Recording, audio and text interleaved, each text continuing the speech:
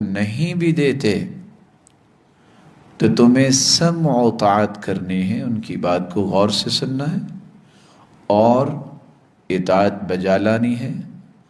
اور تیسرا کام عدم الاسارہ، افراتفری اور بلوہ نہیں کرنا، اور نہ ہی مسلمانوں کی صفوں میں پریشانی کریٹ کرنی ہے، اور نہ ہی چوتھا کام تمہیں کرنا ہے عدم التشویش علیہم، کہ وہ تشویش دنیا میں پیدا کر دیں کہ یہ ہو رہا ہے، جس کے نتیجے میں مسلمان آپس میں گتھم گتھا ہو جائے اور خانہ جنگی شروع ہو جائے، بلکہ ان چار چیزوں کو چھوڑ، ان چار چیزوں کے ساتھ ساتھ اصبروا، صبر کرنا، واسمعوا، بات کو غور سے سننا، وَأَطِيعُوا، اور اطاعت کو بجا لانا، وَلَا تُنَازِعُوا الْأَمْرَ، کبھی بھی اس کے ہاتھ سے یہ ذمہ داری چھیننے کے لیے آگے نہ بڑھنا اور نہ ہی جھگڑوں کی طرف جانا۔ اور اللہ ذوالجلال سے اپنے حق کا مطالبہ کرنا، مطالبہ کرنے کا انداز کیا ہوگا؟ دعا کرنا، اسأل اللہ ان یہدیہم حتی یؤدوکم الحق الذی علیہم لکم، ہدایت کی دعا کرنا کہ وہ اس بات کو سمجھیں اور وہ تمہارے پورے حقوق دینے کے لیے اپنے آپ کو پیش کریں۔ یہ رسول اللہ صلی اللہ علیہ وآلہ وسلم کی حکمت ہے، اور ایسی حکمت و دانائی اور بصیرت کا اصول ہے۔ وہ جانتے تھے کہ انسانی طبیعت کے اندر یہ شح اور یہ بخل اور اپنے مطالبات اور اپنی ضروریات کی محبت تو ہے، اور انسانیت اس بات پہ صبر نہیں کر سکے گی کہ کوئی ان کے حقوق کو پامال کرے اور ان پر کسی اور کو ترجیح دے۔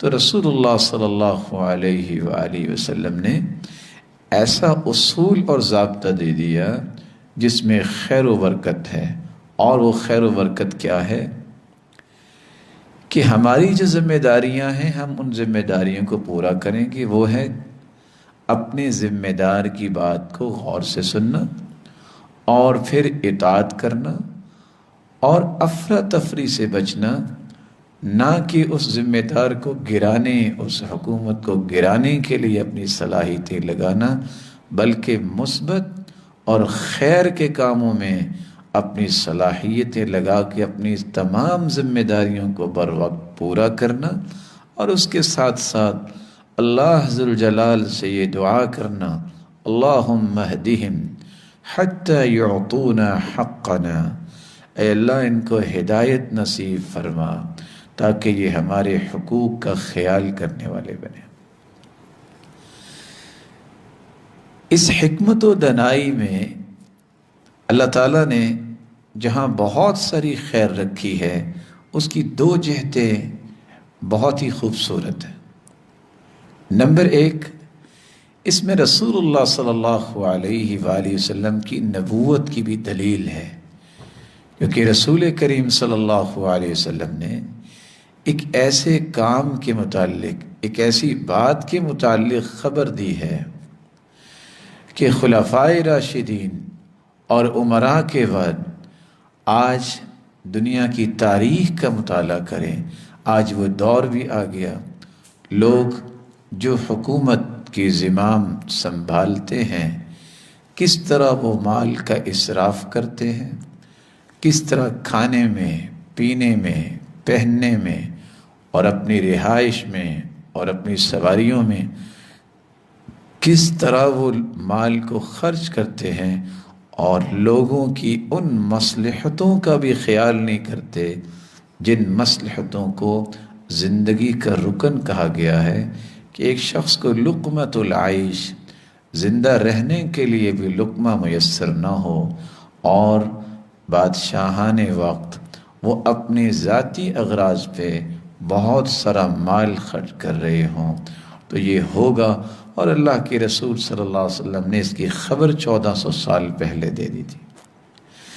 لیکن ان ساری چیزوں کے باوجود اصول کیا دیا کہ تم نے ان کی اطاعت سے ہاتھ نہیں کھینچنا، بلکہ اپنے لیے بھی دعا کرنی ہے کہ ہمیں اللہ اپنی ذمہ داریوں کو پورا کرنے کی توفیق عطا فرما، اور ان کے لیے بھی دعا کرنی ہے کہ ان کو بھی ہدایت نصیب فرما کہ وہ اپنی ذمہ داریوں کا خیال کریں۔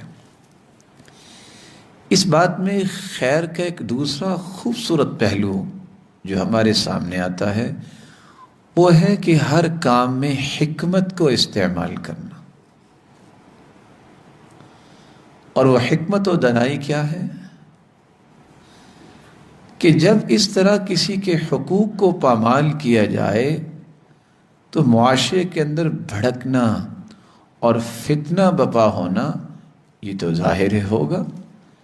جب ذمہ دار رعایا کا خیال نہیں رکھیں گے، رعیت کا خیال نہیں رکھیں گے، تو رعیت جو ہے اس کے اندر یہ جذبات تو پیدا ہوں گے کہ وہ اپنے حقوق کا مطالبہ کریں گے اور لڑائی بھڑائی کے لیے تیار ہو سکتے ہیں۔ تو رسول اللہ صلی اللہ علیہ وسلم نے یہاں حکمت کا وہ زاویہ پیش کر دیا کہ نہیں، تمہیں صبر سے کام لینا ہوگا اور اپنی ذمہ داری کو پورا کرنا ہوگا۔ تمہارے مطالبات کو تمہارا رب پورا کرے گا۔ تو شیخ محمد بن صالح العثیمین کی یہ خوبصورت باتیں جس کو اگر ہم سمرائز کریں تو زندگی کے 4 ایسے زاویے ہیں جن میں ہم اس حکمت و دانائی اور بصیرت کے اصول کو اختیار کر سکتے ہیں۔ نمبر 1،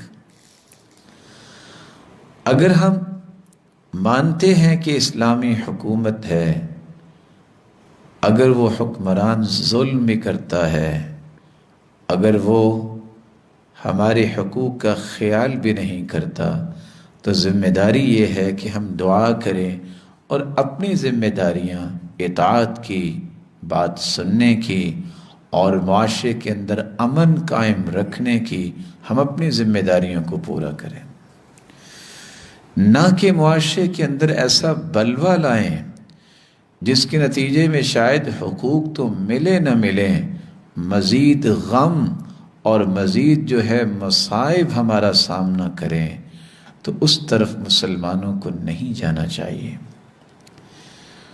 دوسرا زاویہ، جس طرح ایک حکومت ہوتی ہے اس طرح المملکۃ المصغرہ وہ بھی نجی حکومتیں اور منی حکومتیں ہیں۔ آپ کا گھر، آپ کی فیکٹری، آپ کا سسٹم، ذمہ دار اگر کسی قسم کی کمی اور کوتاہی کرتا ہے اپنے ساتھ یا اپنی متحدی میں کام کرنے والوں کے ساتھ، تو اس کو اللہ کے سامنے حساب دینا ہے۔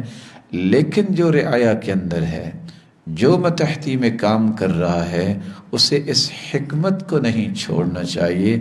وہ صبر کے ساتھ، دعا کے ساتھ، اخلاص کے ساتھ اپنی ذمہ داری کو پورا کرتا رہے۔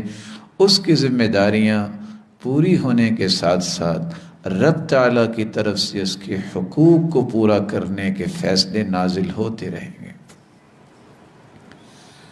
تیسرا زاویہ جو انسانی عائلی زندگی کے متعلق ہے کہ کتنے ہی لوگ اس بات کا شکوہ اور شکایت کرتے ہیں کہ والد اولاد کا خیال نہیں رکھتا۔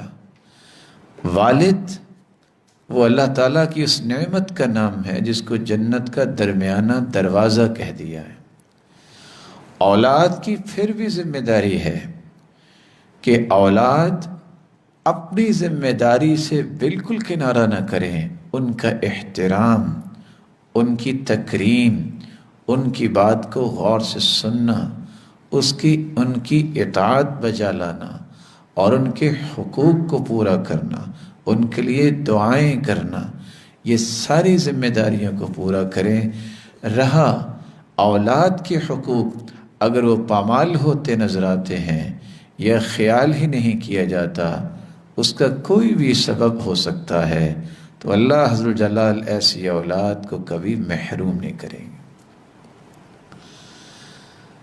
سب سے دل خراش جو موقف اس وقت دنیا میں سننے کو ملتا ہے کہ خامند اپنی بیوی کے حقوق کا خیال نہیں کرتا، اس کے مطالبات رہ ہی جاتے ہیں، جبکہ خامند اپنے ہی مطالبات منانے کے لیے بسا اوقات ظلم و ستم کی چکی بھی چلاتا ہے، اور بسا اوقات بہت سارے حقوق سے محروم بھی کرتا ہے۔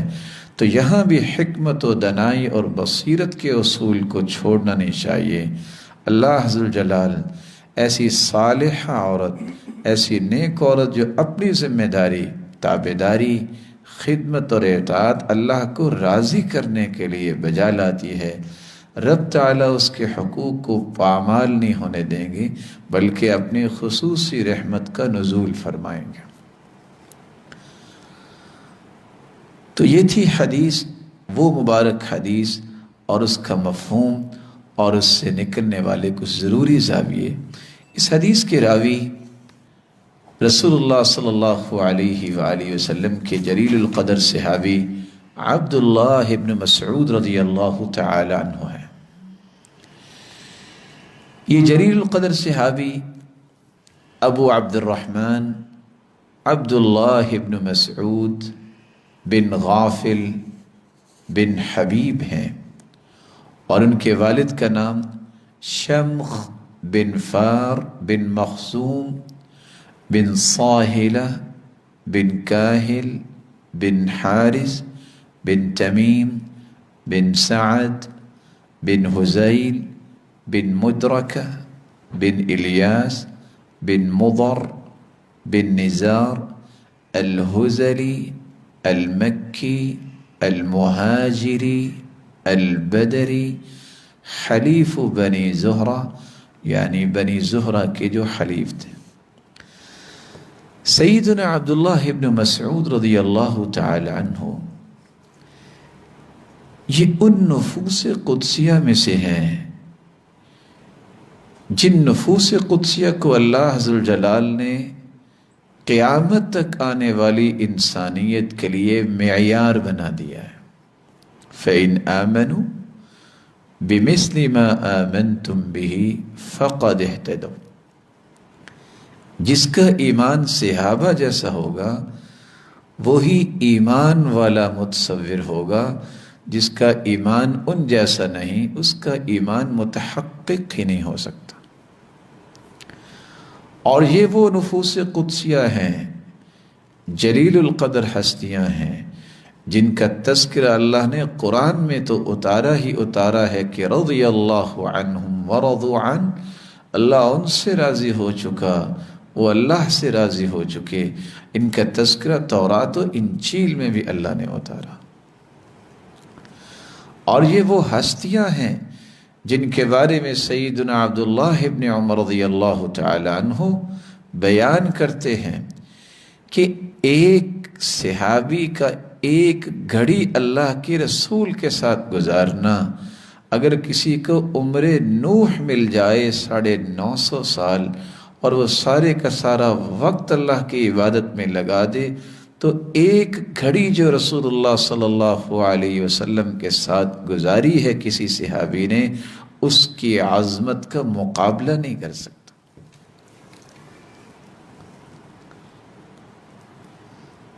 سیدنا عبداللہ ابن مسعود رضی اللہ تعالی عنہ یہ مکہ میں پیدا ہوئے، اور جس سال ہجرت کرنی تھی اس سے 1 سال پہلے مکہ کے اندر یہ صحابی اللہ حضر جلال کے حکم سے، اور اللہ حضر جلال نے ان کو نعمت بنا کے مکے میں پیدا کیا، اور اس ہستی کو اللہ کے رسول کی صحبت میں پھر جوانی میں دلوایا، اور وہ کمالات دکھلائے مخلوق کو کہ کس طرح اطاعت، کس طرح فرما برداری اور کس طرح محبت ان کے دل میں موجزن تھی رسول اللہ صلی اللہ علیہ وسلم کے متعلق۔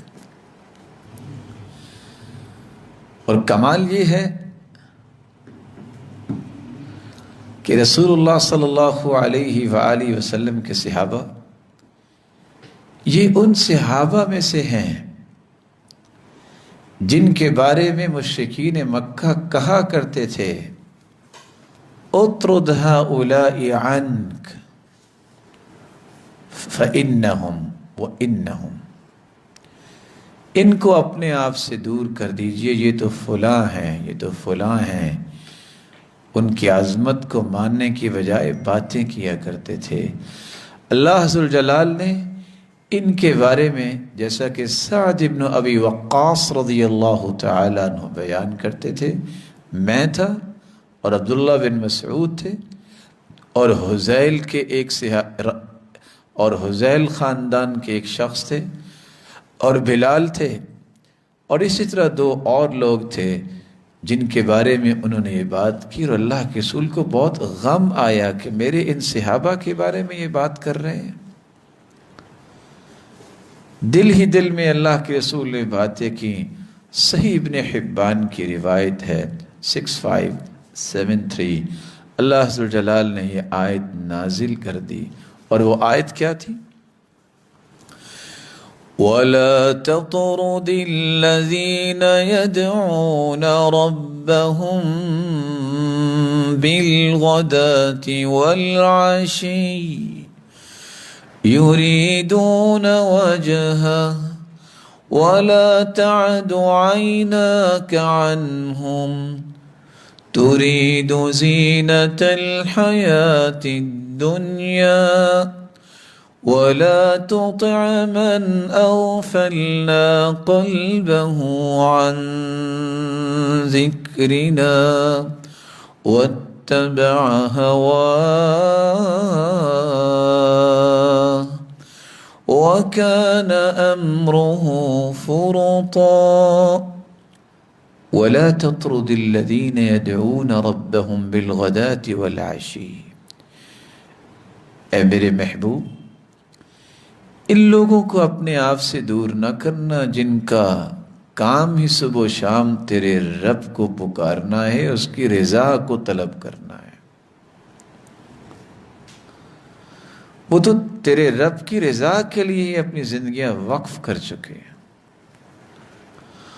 اور نہ ہی ان کو دور کر کے ان لوگوں پہ توجہ دینا جنہوں نے اپنی خواہش نفس کے پیچھے اپنے آپ کو لگا لیا اور ان کا کوئی کام بھی درست نہیں ہے۔ تو کس قدر یہ عظیم صحابی تھے جن کے بارے میں اللہ ذوالجلال نے اپنے پیغمبر کو یہ حکم صادر فرما دیا کہ ان لوگوں کو اپنے آپ سے دور نہ کرنا۔ سیدنا عبداللہ ابن مسعود رضی اللہ تعالی عنہ، اس لیے صحابہ ابو موسیٰ اشعری رضی اللہ تعالیٰ عنہ کہا کرتے تھے، ہم تو ان کو اہل بیت کے ساتھ ان کی محبت کی وجہ سے ان کو اہل بیت میں ہی شمار کرتے تھے۔ ابو موسیٰ اشعری روایت کرتے ہیں، صحیح بخاری کی روایت ہے 3763، قدمت انا واخی من الیمن، میں اور میرے بھائی یمن سے واپس آئے، ہم کچھ وقت انتظار کیا، لیکن ہم نے دیکھا ان عبداللہ ابن مسعود رجل من اہل بیت النبی لما نرى من دخوله ودخول امه على النبی صلی اللہ علیہ وسلم، جس کثرت سے ان کی والدہ اللہ کی رسول صلی اللہ علیہ وآلہ وسلم کے پاس جاتی اور یہ اللہ کی رسول صلی اللہ علیہ وآلہ وسلم کے پاس جاتے، تو ہم نے سمجھا کہ یہ بھی اہل بیت میں سے ہیں۔ یہ صحابی جلیل عبداللہ ابن مسعود رضی اللہ تعالی عنہ، جن کے بارے میں ابو الاحوص بیان کرتے ہیں، اور یہ صحیح مسلم کی روایت ہے 2461، ابو الاحوص بیان کرتے ہیں، کننا فی دار ابی موسیٰ مع نفر من اصحاب عبداللہ، ہم عبداللہ ابن مسعود کے ساتھیوں کے ساتھ ابو موسیٰ اشعری رضی اللہ تعالی عنہ کے گھر میں موجود تھے، وَهُمْ يَنظُرُونَ فِي مُصْحَفٍ، اور وہ قرآن پڑھ رہے تھے، فقام عبداللہ، تو عبداللہ ابن مسعود رضی اللہ تعالیٰ عنہ کھڑے ہوئے، فقال ابو مسعود ما اعلم رسول اللہ صلی اللہ علیہ وسلم ترک بعدہ اعلم بما انزل اللہ من هذا القائم. تو ابو مسعود بدری فرماتے ہیں میں نہیں جانتا کہ اللہ کے رسول کے بعد اس ہستی سے بڑھ کے کوئی قرآن کے بارے میں معلومات رکھتا ہو کہ قرآن نازل ہوا ہے، اس کے سبب نزول کے بارے میں اور اس کے دقائق کے بارے میں. تو ابو موسیٰ اشعری رضی اللہ تعالی عنہ فرمانے لگے یہ بالکل ٹھیک ہے، کیونکہ ہم بسا اوقات اللہ کے رسول کے مجلس میں نہیں پہنچ پاتے تھے. کان یشہد اذا غبنا ویؤذن له اذا حجبنا. اللہ کے رسول صلی اللہ علیہ وآلہ وسلم کے پاس ہر وقت یہ حاضر ہوتے اور ہم بس اوقات نہ پہنچ پاتے، اور ان کو اجازت دی جاتی کہ وہاں پہنچے اور ہمیں بس اوقات روک دیا جاتا. واقعتاً اللہ کے رسول سے انہوں نے بہت فیض حاصل کیا. رسول اللہ صلی اللہ علیہ وآلہ وسلم کے صحابی حذیفہ رضی اللہ تعالی عنہ صحیح الجامع کی روایت میں بیان کرتے ہیں 2511 سلسلہ صحیحہ 1230 انی لا ادری ما قدر بقائی فیکم. اللہ کے رسول صلی اللہ علیہ وسلم نے فرمایا میں نہیں جانتا کہ کتنی دیر میں نے تم میں زندہ رہنا ہے. فاقتدوا باللذین من بعدی. لوگوں میرے بعد تم نے اقتداء کرنی ہے تو ابی بکر و عمر، تم ابو بکر و عمر کی اقتداء کرنا، ان کی بات کو ماننا. وتمسکوا بہدی عمار، اور تم عمار ابن یاسر رضی اللہ تعالیٰ عنہ کی زندگی کے طریقے کو مضبوطی سے تھامنا، ظلم نہ کرنا، ظلم سہ جانا. وما حدثکم ابن مسعود فصدقوا، اور عبداللہ ابن مسعود جو تمہیں بیان کریں اس کی بات کی تصدیق کرنا. اور دوسری روایت جو صحیح الجامع کی ہے 1143 اور سلسلہ صحیحہ کی ہے 1233، جس میں آپ صلی اللہ علیہ وسلم نے یہ بھی فرمایا وَمَا حَدَّثَكُمْ ابن مسعود فَاقْبَلُوا. جو بات بھی عبداللہ ابن مسعود تمہیں بیان کریں تم اسے قبول کر لینا. بلکہ ایک تیسری روایت میں فرمایا، یہ صحیح الجامع کی روایت ہے 1144 سلسلہ صحیحہ 1233، وَتَمَسَّكُوا بِعَهْدِ ابن مسعود، اور تم مضبوطی سے تھام لینا عبداللہ ابن مسعود کے عہد کو. اور چوتھی روایت میں آپ نے ایک عجیب تذکیہ پیش کر دیا. سلسلہ صحیحہ کی روایت 1425، فرمایا رضیت لأمتی ما رضی لها ابن ام عبد. عبداللہ ابن مسعود جس چیز پہ راضی ہو جائیں میں اپنی امت کے لیے اسی چیز پہ راضی ہوں. یہ کتنے عظیم صحابی تھے جن کو اللہ عز و جلال نے اس قدر صلاحیت سے نوازا تھا اور اس قدر صلاحیتوں سے نوازا تھا، اور ان کو ایسی حکمت و دانائی عطا کی تھی جہاں ان کے بارے میں وَلَا تَطْرُدِ الَّذِينَ يَدْعُونَ رَبَّهُمْ بِالْغَدَاةِ وَالْعَشِيِّ. یہ آیت ان صحابہ میں نازل ہوئی جن میں عبداللہ ابن مسعود بھی تھے. تو راوی روایت کرتے ہیں جب یہ آیت نازل ہوئی لَيْسَ عَلَى الَّذِينَ آمَنُوا وَعَمِلُوا الصَّالِحَاتِ جُنَاحٌ فِيمَا طَعِمُوا إِذَا مَا اتَّقَوْا وَآمَنُوا. تو رسول اللہ صلی اللہ علیہ وآلہ وسلم نے فرمایا اے عبداللہ، یعنی عبداللہ بن مسعود، انت منہم، آپ بھی ان لوگوں میں سے ہیں جن کا تذکرہ قرآن نے کیا ہے. اور یہ صحیح مسلم کی روایت ہے 2459. یہ عظیم صحابی علوم قرآن کے چمکتے پہاڑ اور ستون تھے. یہ روشن ستون کس طرح قرآن کے ساتھ محبت کرتے تھے.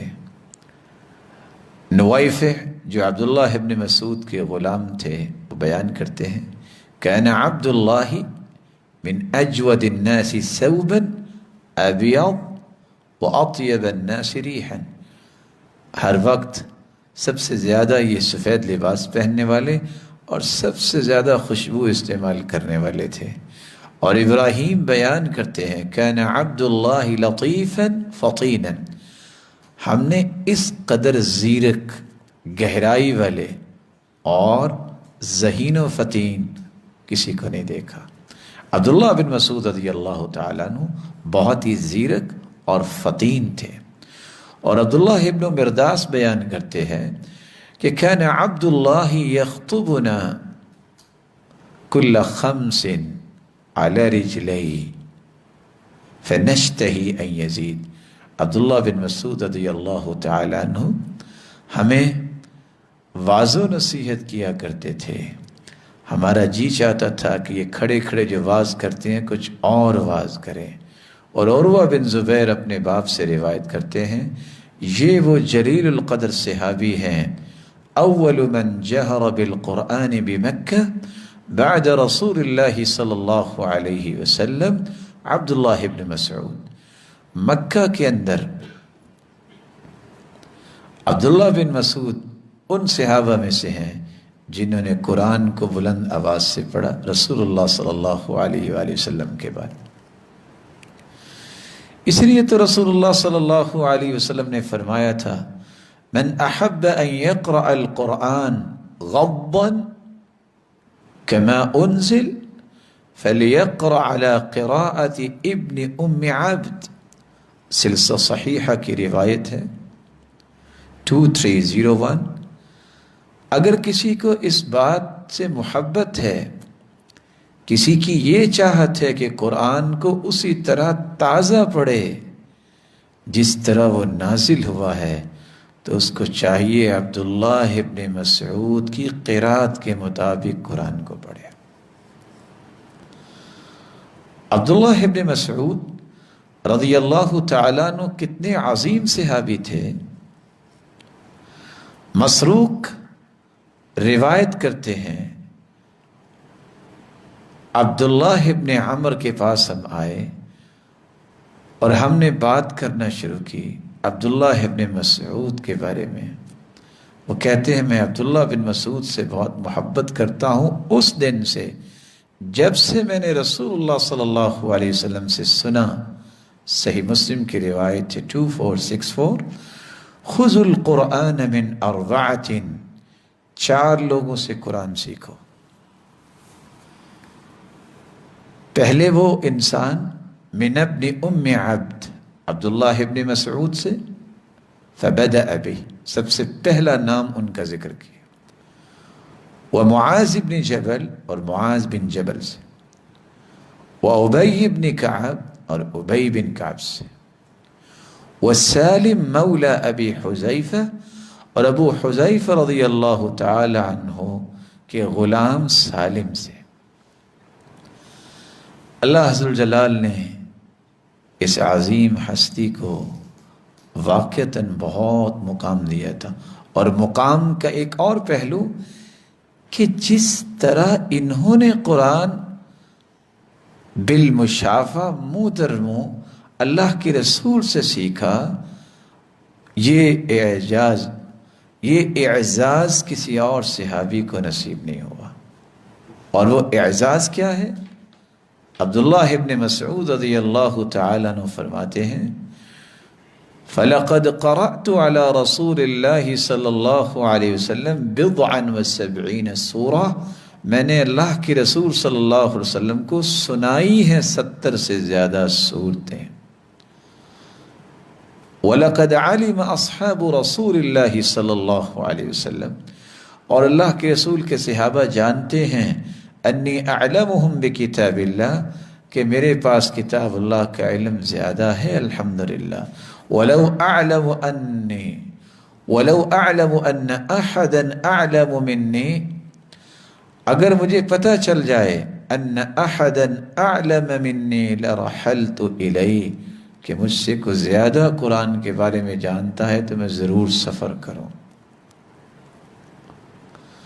صحیح مسلم کی روایت 2462 کس قدر عظیم ہے، اور دوسری روایت کے الفاظ ہیں لقد اخذت من فی النبی صلی اللہ علیہ وسلم 70 سورہ، میں نے اللہ کے رسول صلی اللہ علیہ وسلم کی منہ مبارک سے یعنی بالمشافہ 70 سورتیں حاصل کی ہیں۔ اور سلسلہ صحیحہ کی روایت ہے 2237 کہ عبداللہ ابن مسعود اس قرآن کے بارے میں کس قدر حساس تھے کہ اس کی عظمت، اس کی جلالت، اس کا تقدس باقی رہے، اس کے الفاظ، اس کے حروف کی ادائیگی صحیح ہو، حتیٰ کہ مد کرنی ہے تو اس کے مقدار کے بارے میں کس قدر حساس تھے کہ وہ ایک شخص کو پڑھا رہے تھے تو پڑھنے والے نے یہ آیت پڑھی انما الصدقات للفقراء والمساکین مرسلۃ، انما الصدقات للفقراء والمساکین، مد نہیں کی۔ تو عبداللہ ابن مسعود رضی اللہ تعالیٰ عنہ فرمانے لگے ما هكذا اقرأنیہا رسول اللہ صلی اللہ علیہ وسلم، اللہ کے رسول صلی اللہ علیہ وآلہ وسلم نے مجھے اس طرح قرآن پڑھایا ہی نہیں ہے۔ پڑھنے والے نے سوال کیا وَكَيْفَ أَقْرَأَكَهَا رسول اللہ صلی اللہ علیہ وسلم، آپ کو اللہ کے رسول صلی اللہ علیہ وآلہ وسلم نے کیسے پڑھایا؟ تو عبداللہ ابن مسعود رضی اللہ تعالیٰ نے پھر وہ پڑھ کے سنایا انما الصدقات للفقراء والمساکین فمدها، اسی آیت کو پڑھا لیکن مد کے ساتھ پڑھا۔ اور یہ ایک حقیقت ہے کہ مد کی جائے یا نہ کی جائے معانی میں تبدیلی نہیں ہوتی، لیکن معانی تبدیل نہ بھی ہوں، صحابی جلیل اس بات کا اہتمام کرتے کہ محمد مصطفیٰ کا یہ طریقہ نہیں ہے، جس انداز سے رسول اللہ صلی اللہ علیہ وآلہ وسلم نے پڑھا ہے میں اسی طرح پڑھوں گا۔ اسی لیے تو مسند احمد کی روایت ہے، صحابی کہتے ہیں کان اشبہ الناس سمتا ودلا وہدیا من رسول اللہ صلی اللہ علیہ وسلم ابن ام عبد، آپ صلی اللہ علیہ وآلہ وسلم کے طور طریقے میں اور آپ کے اخلاق میں اور آپ کے رویوں میں سب سے زیادہ مشابہت اختیار کرنے والے وہ عبداللہ ابن مسعود رضی اللہ تعالیٰ عنہ۔ اور دوسری روایت کے الفاظ ہیں ما اعرف اقرب سمتا وہدیا ودلا برسول اللہ صلی اللہ علیہ وسلم من ابن ام عبد، عبداللہ ابن مسعود سے بڑھ کر کوئی شخص بھی اس انداز سے زندگی کے رویے اور اخلاق اور طور طریقے اختیار کرنے والا نہیں تھا جس طرح عبداللہ بن مسعود تھے۔ رسول اللہ صلی اللہ علیہ وآلہ وسلم نے ان کو ایک لقب دیا تھا یرحمک اللہ انک غلیم معلم، آپ بہت چھوٹے تو ہو لیکن سکھائے ہوئے ہو۔ اور آپ صلی اللہ علیہ وسلم نے عبداللہ ابن مسعود کے سر پہ ہاتھ پھیرا، مسند احمد کی روایت، اور یہ دعا دی یرحمک اللہ، اللہ تجھ پہ رحم فرمائے، تم چھوٹے سے بچے ہو لیکن واقعی سکھائے ہوئے ہو۔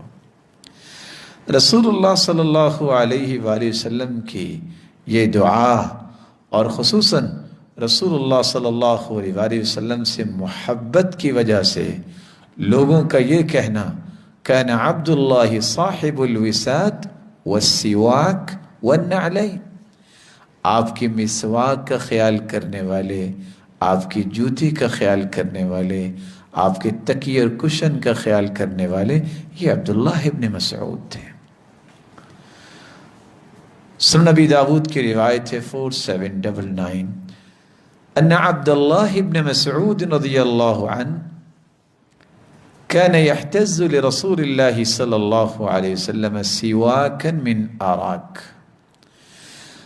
عبداللہ ابن مسعود رضی اللہ تعالیٰ عنہ یہ رسول اللہ صلی اللہ علیہ وسلم کے لیے پیلو کی مسواک اتار کے دیا کرتے.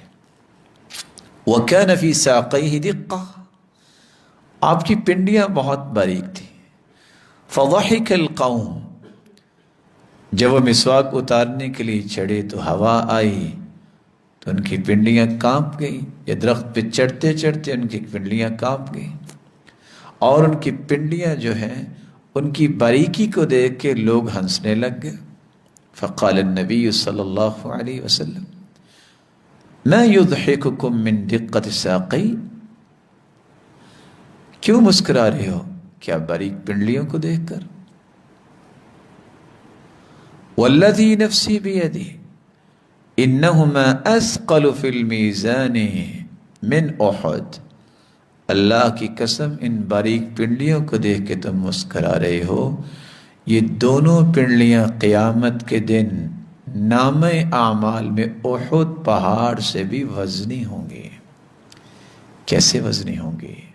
ما ساقاہ الی حرام، ان دو پنڈلیوں پہ سوار ہو کے عبداللہ بن مسعود کسی برائی کی طرف نہیں گئے. ساری زندگی اللہ عز و جلال کے ساتھ اور پھر ان کے بعد بھی دین کی ترویج اور قرآن کی ترویج میں لگے رہے. تو کیوں نہ اس عظیم صحابی کی یہ عظمت جو اللہ کے رسول نے بیان کی وہ ثابت ہو، کیونکہ اللہ عز و جلال نے اپنے پیغمبر کی زبان سے یہ باتیں نکلوائیں پھر ان کو پورا بھی کروایا. عبداللہ ابن مسعود رضی اللہ تعالیٰ عنہ سے 840 روایتیں ہم تک پہنچی ہیں. صحیح بخاری اور صحیح مسلم میں 64 روایتیں ہیں، اور صرف صحیح بخاری میں 21 روایتیں ہیں، جبکہ صرف صحیح مسلم میں 35 روایتیں ہیں. یہ جلیل القدر صحابی مدینہ منورہ میں 32 ہجری میں فوت ہوئے، اور 60 سے اوپر ان کی عمر تھی، اور بقیع الغرقد جس کو جنت البقیع کہا جا رہا ہے یا جنت البقیع کہا جاتا ہے، وہاں ان کی تدفین ہوئی، وہاں انہیں دفن کیا گیا. یہ حدیث صحیح بخاری کی ہے جو آج ہم پڑھ رہے ہیں، جن کے راوی عبداللہ ابن مسعود کے بارے میں چند باتیں پیش کی گئی، اور صحیح مسلم کی روایت ہے. اس کو معجم الکبیر اور معجم الصغیر میں امام طبرانی لے کے آئے ہیں. مسند امام احمد کی روایت ہے، مسند ابی یعلا میں بھی یہ روایت ہے، مسند بزار میں بھی یہ روایت ہے، یہ جامع الترمذی میں بھی ہے، اور شعب الایمان میں بھی ہے، اور اسی طرح شیخ البانی صحیح الجامع اور سلسلہ صحیحہ میں بھی ان کو لے کر آئے ہیں. اس حدیث کے متعلق چند ضروری باتیں جو ایک مسلمان کو سمجھنی چاہیے. ان باتوں میں سب سے پہلی بات، ایک مسلمان کو اپنے مطالبات پر ہی رونا دھونا اور واویلا کرنے کی بجائے اسے اپنی ذمہ داریوں کو پورا کرنے پر فوکس کرنا چاہیے. رسول اللہ صلی اللہ علیہ وآلہ وسلم نے جو حکمت اور دانائی اس حدیث میں سمجھائی ہے، اس کا تقاضا یہ ہے کہ ایک مسلمان کو اس بات پہ اپنی صلاحیتیں ضائع نہیں کر دینی چاہیے کہ کب میرے مطالبات پورے ہوں گے، بلکہ اسے اپنی ذمہ داریوں کو پورا کرنے کی تڑپ بھی ہونی چاہیے، تمنا بھی ہونی چاہیے، اور کوشش بھی یہی ہونی چاہیے. رسول کریم صلی اللہ علیہ وآلہ وسلم سے سوال کیا سلمہ بن یزید الجعفی، اور کہنے لگے یا نبی اللہ ارأیت ان قامت علینا امراء یسألون حقهم ویمنعون حقنا. صحیح مسلم کی روایت ہے 1846. اللہ کے پیارے پیغمبر یہ تو بتائیے، اگر ایسے ہمارے حکمران بن جاتے ہیں، وہ اپنے حقوق تو مانگتے ہیں لیکن ہمارے حقوق کا خیال نہیں کرتے، تو کیا کریں؟ ایک مرتبہ، 2 مرتبہ، 3 مرتبہ سوال کیا تو جواب کیا ملا؟ اسمعوا واطیعوا فانما علیہم ما حملوا وعلیکم ما حملتم. تمہیں ان کی بات کو سننا ہے اور اطاعت کرنا ہے، جو وہ کر رہے ہیں وہ بوجھ اپنے اوپر اٹھا رہے ہیں اور تم اپنے بوجھ اٹھا رہے ہو۔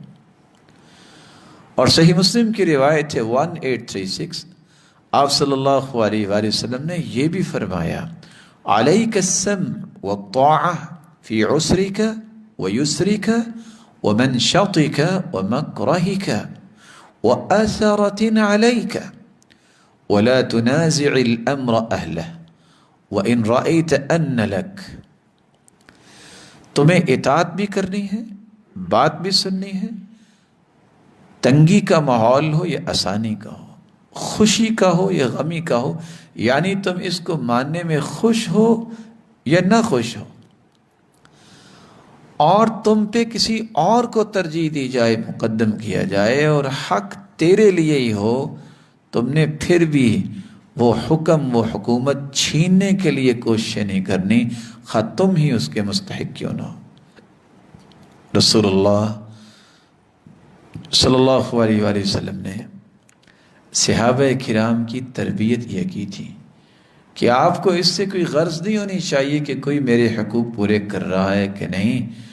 انسانی فطرت میں تو یہ چیز شامل ہے کہ انسان اپنی بات کرتا ہے، لیکن اپنے آپ کو ضائع نہ کیجیے گا اس آہ و بکا میں، بلکہ قیمتی بنائیے گا اپنے آپ کو اصول کی زندگی گزارنے پر چلانے کے ساتھ۔ رسول اکرم صلی اللہ علیہ وآلہ وسلم نے کتنی خوبصورت بات ایک اور بتائی، صحیح مسلم کی روایت ہے 648،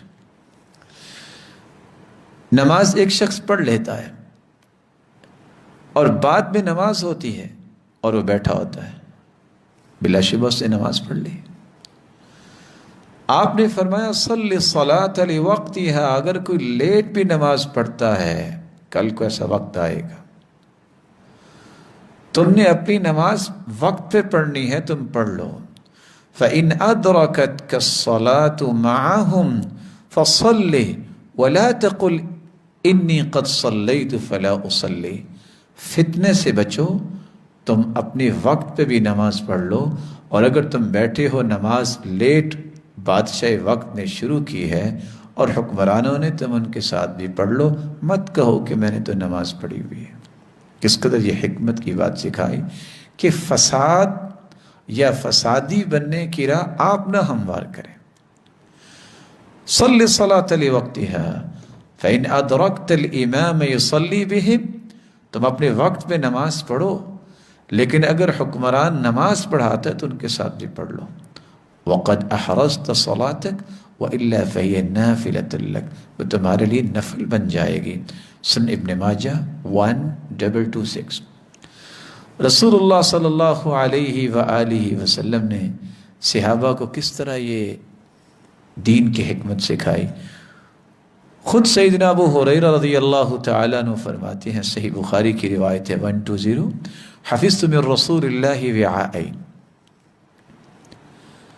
میں نے اللہ کے رسول صلی اللہ علیہ وسلم سے علم سیکھا دو برتنوں میں، ایک میں نے لوگوں کو بیان کر دیا ہے، دوسرا میں بیان کروں تو میرا حلق کاٹ دیا جائے گا۔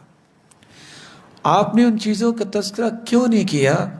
فتنے سے بچتے ہوئے کہ آپ صلی اللہ علیہ وسلم کا جو مبارک دین ہے، اس مبارک دین میں امن کا بڑا احساس رکھا گیا ہے، امن کو بہت بڑی نعمت قرار دیا گیا ہے۔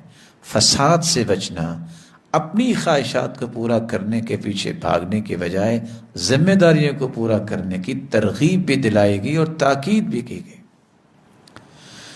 رسول اللہ صلی اللہ علیہ وآلہ وسلم نے صحابہ کرام کو ایک بات یہ بھی سمجھائی، سنو، میرے بعد یکون بعدی ائمہ، ایسے حکمران آئیں گے، لا یہتدون بہدائی، میری ہدایت کے مطابق نہیں چلیں گے، ولا یستنون بسنتی، اور نہ ہی میری سنت کو اختیار کریں گے، وسیقوم فیہم رجال، اور ایسے لوگ ان میں سے ہوں گے، قلوبہم قلوب الشیاطین فی جسمان انس، صحیح مسلم کی روایت 1847، کہ ایسے لوگ جن کے دل شیطانوں کے دل ہوں گے اور ہوں گے انسانوں کے جسموں میں۔ کہ اللہ کے رسول ایسا وقت آئے تو پھر میں کیا کروں؟ آپ نے وہاں بھی فرمایا تسمع وتطیع للامیر، تم اپنے امیر کی اطاعت کرنا، اس کی بات ماننا۔ وَإِن ضُرِبَ ظَهْرُكَ وَأُخِذَ مَالُكَ فَاسْمَعْ وَأَطِعْ، تجھے وہ ظلم کا نشانہ بھی بنائے، تیرا مال بھی لے لیا جائے، تو نے سمع و طاعت کو نہیں چھوڑنا۔ یہ رسول اللہ صلی اللہ علیہ وآلہ وسلم کی تعلیمات ہیں۔ اس بات میں کوئی شک نہیں کہ حجاج بن یوسف نے کس طرح ظلم کیا۔ راوی بیان کرتے ہیں ابو جمرہ الضبعی کہ جب بیت اللہ میں آگ کی خبر پہنچی کہ وہاں آگ لگ گئی ہے، مکہ کی طرف میں نکلا، لوگ عبداللہ ابن عباس کی طرف گئے، میں بھی گیا، تو میں نے حجاج کو برا بلا کہا، سخت کہا، تو عبداللہ بن عباس نے کہا سنو، لا تکن عونا للشیطان، شیطان کے مددگار نہ بنو، وہ ذمہ دار ہے، اس نے غلط کام کیا ہے، لیکن گالی دے کے تم شیطان کی مدد کر رہے ہو۔ اس لیے ابو ادریس خولانی کہا کرتے تھے ایاکم والطعن علی الائمہ فإن الطعن علیہم ہی الحالقہ، تم طعن و تشنیع سے بچو اپنے حکمرانوں پر، کیونکہ طعن و تشنیع یہ انسان کے دین کو ختم کر دیتی ہے۔ اور ابو درداء رضی اللہ تعالی عنہ اس لیے کہا کرتے تھے اول نفاق المرء طعنه علی امامہ، انسان کی منافقت اس وقت شروع ہوتی ہے جب وہ بے جاہ طعن و تشنیع اپنے حکمران پہ کرنا شروع کر دیتا ہے، اور آثار یہ بتاتے ہیں کہ اس کی خیر سے محروم ہو جاتا ہے انسان جب اس طرح کے فساد کی طرف چل پڑتا ہے اور اطاعت کی طرف نہیں رہتا۔ رسول اللہ صلی اللہ علیہ وآلہ وسلم نے دوسری بات یہ سمجھائی ہے، جہاں مطالبات کی بجائے اپنی ذمہ داریوں کو فوکس کرنا ہے، وہاں تمہارا یہ ایمان ہونا چاہیے کہ ملے گا تو وہی کچھ جو قسمت میں لکھا ہے۔ یہ کیسے ہو سکتا ہے کہ آپ کی قسمت میں ایک چیز لکھی ہو اور کوئی اس میں رکاوٹ بن جائے؟ ایسا نہیں ہو سکتا، ایسا نہیں ہو سکتا۔ جو اللہ نے لکھ دیا ہے اس کے آگے کوئی رکاوٹ نہیں ہو سکتی، وہ تمہیں مل کے رہے گا۔ نصیبک یصیبک ولو کان تحت الجبلین، جو تیرے نصیب میں ہے وہ تمہیں ہی ملے گا، خواہ وہ دو پہاڑوں کے نیچے کیوں نہ ہو۔ وما لا نصیبک لا یصیبک ولو کان تحت الیدین، جو آپ کی قسمت میں نہیں ہے وہ آپ کے ہاتھوں کے نیچے ہو، آپ کے قبضے میں بھی ہو تو آپ کو نہیں مل سکے گا۔ اس لیے تو صحابہ کرام کو یہ بات سمجھائی تھی، جیسے کہ صحابی بیان کرتے ہیں ابی بن کعب رضی اللہ تعالی عنہ، وَلَوْ أَنفَقْتَ مِثْلَ أُحُدٍ ذَهَبًا فِي سَبِيلِ اللَّهِ مَا قَبِلَهُ اللَّهُ مِنْكَ حَتَّى تُؤْمِنَ بِالْقَدْرِ، اگر احد پہاڑ جتنا سونا تم اللہ کی راہ میں خرچ کر دو تو تم اتنا سونا خرچ کرنے کے بعد بھی تقدیر پر اگر ایمان نہیں لاتے تو تمہارا یہ احد پہاڑ جتنا سونا خرچ کرنا بھی تم سے تمہارا رب قبول نہیں کریں گے۔ وَتَعْلَمْ، اور تمہیں یقین نہ ہو جائے، أَنَّمَا أَصَابَكَ لَمْ يَكُنْ لِيُخْطِئَكَ وَأَنَّمَا أَخْطَأَكَ لَمْ يَكُنْ لِيُصِيبَكَ، جو تمہیں حاصل ہو چکا وہ تم سے رد نہیں ہو سکتا تھا، اور جو حاصل نہیں ہوا وہ مل نہیں سکتا تھا، جب تک یہ عقیدہ، یہ منہج نہ ہو کہ جو ملا ہے وہ آپ کا ہی حق تھا اور جو نہیں ملا وہ آپ کا حق ہی نہیں تھا۔ جب تک اس بات پہ دل کا اطمینان نہیں ہوتا، سنن ابی داود کی روایت 4699، اس وقت تک اللہ عز و جلال آپ سے بہت پہاڑ جتنا سونا بھی صدقے کا وہ بھی قبول نہیں کریں گے۔ تو ایک مسلمان کی دوسری ذمہ داری اس حدیث کی روشنی میں کہ اسے یہ ماننا ہوگا کہ جو میری قسمت میں ہے وہ کوئی نہیں لے سکتا، وہ مجھے ہی ملے گا، اور وہ اللہ عز و جلال نے مجھے ہی عطا کرنا ہے۔ اس لیے مجھے اس فیصلے پہ ایمان لانا ہے۔ وہ فیصلہ کیا ہے؟ اللہ عز و جلال نے تقدیریں 50,000 سال پہلے لکھ دی تھیں انسانیت کی تخلیق سے پہلے. اور سب سے پہلے ان اول ما خلق اللہ القلم، اللہ نے قلم کو بنایا اور اس کو کہا کہ لکھو، اور ساری تقدیریں قیامت تک ہونے والے جو کام تھے وہ اللہ کے حکم سے قلم نے لکھ دیے تھے. یہ ہو کیسے سکتا ہے کہ دنیا جہان کے خالق و مالک نے ایک فیصلہ کیا ہو اور پھر اس فیصلے میں کوئی رکاوٹ بن جائے؟ نہیں. عمر رضی اللہ تعالیٰ عنہ نے اس لیے کہا تھا اگر کسی کو 2 آیتیں سمجھ میں آ جائیں تو اس کی زندگی کی تمام پریشانیاں ختم ہو جائیں. وہ 2 آیتیں کون سی ہیں؟ کسی نے کہا اتنی آسان بات؟ کہا جی ہاں، قَدْ جَعَلَ اللَّهُ لِكُلِّ شَيْءٍ قَدْرًا. ہر چیز کا اللہ نے ایک وقت رکھا ہے، ہر چیز کا ایک اندازہ رکھا ہے. اس اندازے سے زیادہ نہیں ملے گا اور اس سے پہلے بھی نہیں ملے گا. ایک انسان جو ابھی چلنا نہیں سیکھتا بچہ ہے، وہ کہے کہ میں عالمی دوڑ میں حصہ لے لوں، وہ کیسے لے سکتا ہے؟ ایک شخص کو ابجد الف با لکھنا نہیں آتا، وہ کہے کہ میں اخباری رپورٹر بن جاؤں، کیسے بن سکتا ہے؟ اور کیا خوب فہم سے نوازا تھا سلف صالحین کو. امام ابن القیم رحمہ اللہ کہا کرتے تھے کہ اللہ عز و جلال کے فیصلوں کو سمجھیے. اگر کوئی شخص چاہے کہ مجھے فوراً اللہ بیٹا دے دے، وقت سے اگر کوئی 1 ماہ پہلے بیٹا پیدا ہو جائے وہ کامل نہیں ہوتا. بہت سارے مسائل کریٹ ہو جاتے ہیں.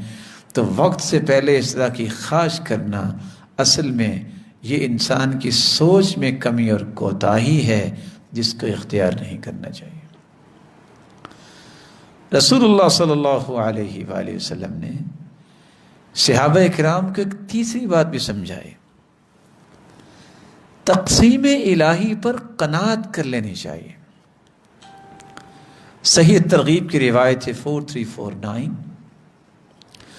ابو ہریرہ رضی اللہ تعالی عنہ روایت کے راوی ہیں کہ آپ صلی اللہ علیہ وسلم نے فرمایا من یأخذ منی هذه الکلمات فیعمل بہن او یعلم من یعمل بہن.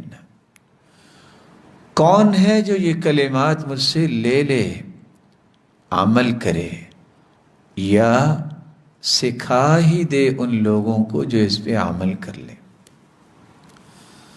ابو ہریرہ رضی اللہ تعالیٰ عنہ کی علم کی عجیب حرص تھی. کہتے ہیں قلت انا یا رسول اللہ، اللہ کے پیارے پیغمبر یہ کلمات میں لوں گا. فاخذ بیدی، میرے ہاتھوں کو پکڑا. فاخذ بیدی، میرے ہاتھ کو اللہ کے رسول نے پکڑا. وعد خمسا، اور 5 چیزیں گن کے بتائیں. فرمایا اتق المحارم تکن اعبد الناس. ابو ہریرہ، حرام چیزوں سے بچ جانا تجھ سے بڑھ کے دنیا میں کوئی عبادت گزار نہیں ہوگا. وارض بما قسم اللہ لک تکن اغنى الناس. جو اللہ عز و جلال نے تمہیں عطا کر دیا ہے اس پہ راضی ہو جانا، تجھ سے بڑھ کے دنیا میں کوئی امیر اور غنی نہیں ہوگا. وَأَحْسِنْ إِلَى جَارِكَ تَكُنْ مُؤْمِنًا، اپنے پڑوسی کے ساتھ احسان کرنا، تم سچے مومن بن جاؤ گے. وَأَحَبِّ لِلنَّاسِ مَا تُحِبُّ لِنَفْسِكَ تَكُنْ مُسْلِمًا. جو اپنے لیے پسند کرتے ہو وہ دوسرے لوگوں کے لیے بھی پسند کرنا، تم سچے مسلمان بن جاؤ گے.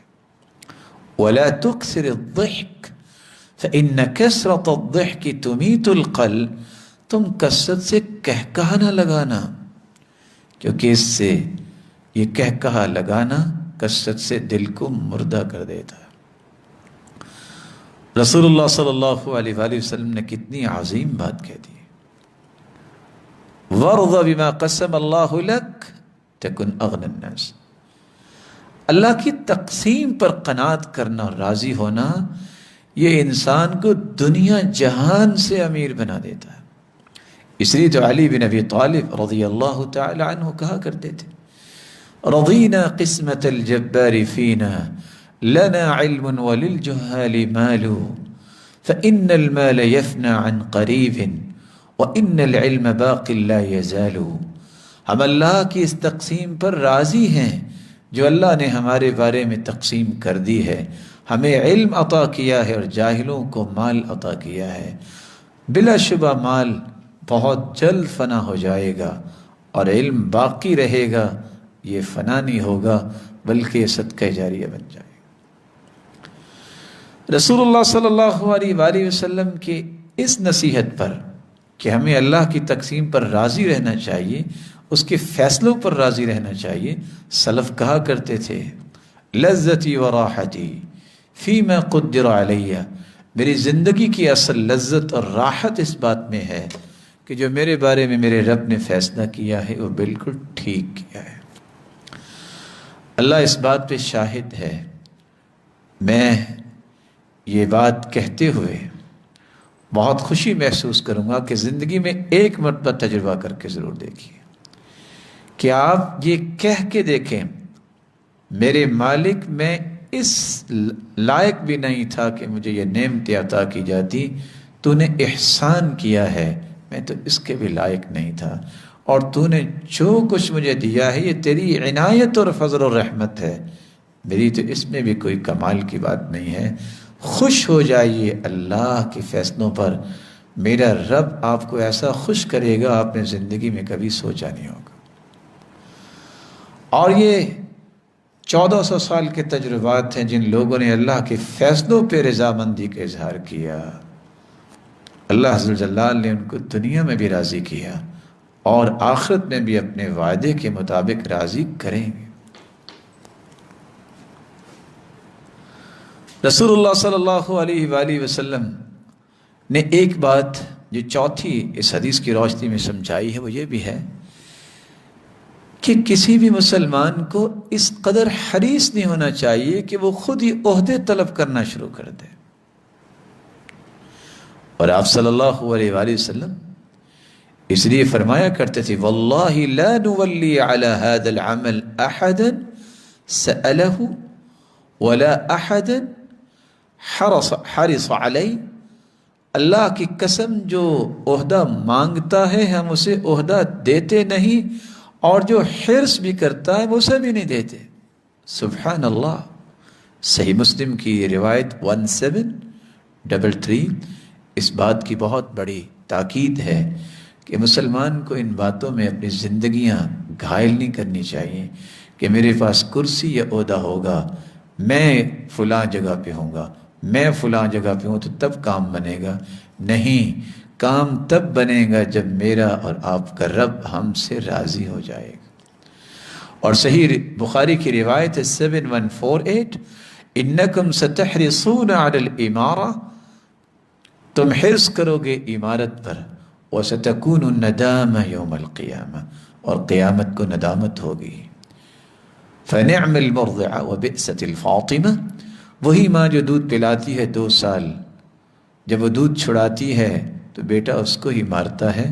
تو جو امیر بنتا ہے آپ جب تک کسی کا خیال کرتے رہیں گے وہ بہت اچھا آپ کو سمجھے گا، جب اصول و ضوابط کے مطابق عدل و انصاف کے مطابق کسی اور کا خیال کرو گے اور اس کا اس وقت نہیں ہوگا حق تو آپ اس کا خیال نہیں کرو گے تو وہی آپ کو برا کہے گا۔